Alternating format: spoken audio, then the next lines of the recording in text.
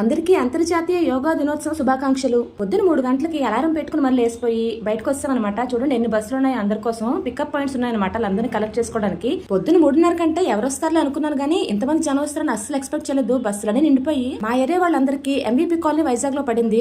నేనేమో అందరూ బీచ్ దగ్గర కలిసి యోగా చేస్తాం అనుకుని మంచి బీచ్ బ్యాక్గ్రౌండ్ వీడియోలు వస్తాయి అనుకున్నాను. పొద్దున్న లేపి తీసుకొచ్చేస్తే అందరూ యోగా మ్యాట్ల మీద పడుకోవడానికే వస్తారు తప్ప ఎవరు యోగా చేస్తారు? యోగాంధ్ర చూసారు ఎలా జాయిన్ అయిపోయారు, ఎంత మంది జాయిన్ అయ్యారు.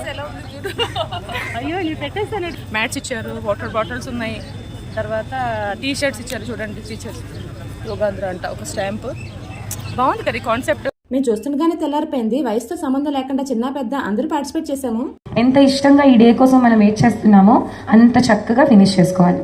మన ఏరియాలో ఎటువంటి ఇబ్బంది లేకుండా చూసుకుందాం. అసలు యోగా అంటే ఏంటి అని ఆవిడ అడిగే ప్రశ్నకి నేను కూడా సమాధానం చెప్పాను. అందరి చేత చెప్పట్లు కొట్టించారు. ఈ లోపల స్నాక్స్ వచ్చాయి అనమాట. 6:45కి కరెక్ట్గా లైవ్ అనేది స్టార్ట్ అయింది. చంద్రబాబు నాయుడు, మోదీ, పవన్ కళ్యాణ్ వీళ్ళందరినీ చూడగానే జనం చెప్పట్లే హుషారు. ఇందుకే మీలో ఎవరు పార్టిసిపేట్ చేశారు కమెంట్స్ చెప్పండి.